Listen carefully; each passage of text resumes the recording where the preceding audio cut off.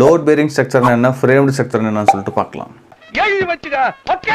இது வந்து நான் டெக்னிக்கல் பர்சன்ஸுக்கும் புரியணும் அப்படின்றதுனால கொஞ்சம் டீப்பாக இறங்கி சொல்ல போகிறேன். சிவில் இன்ஜினியர்ஸ் யாருன்னா பார்த்துட்டு இருந்தீங்கன்னா ஸ்கிப் பண்ணிடுங்க.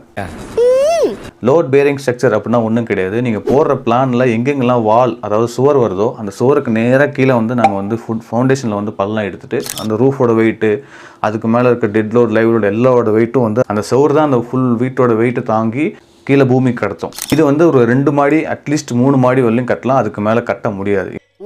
செகண்ட் வந்து ஃப்ரேம்டு ஸ்ட்ரக்சர். இது என்ன அப்படின்னா பேர்ல இருக்க மாதிரி அந்த ஃப்ரேம் தான் லோட் டிரான்ஸ்ஃபர் ஆகும் இல்லையா. லோடு ஃபுல்லாகவே வந்து சைடில் இருக்க அந்த காலம்ஸ் பில்லர்ஸ்ன்னு சொல்லுவோம் இல்லையா, ஃபுல்லாகவே வந்து காங்கிரீட் வழியாக தான் கீழே இருக்குமோ இல்லையா, பிரிக் வால் வழியாக இறங்காது. 100 மாடி 200 மாடி கட்டுற எல்லா பேசிஸுமே வந்து ஃப்ரேம்டு ஸ்ட்ரக்சர் தான்.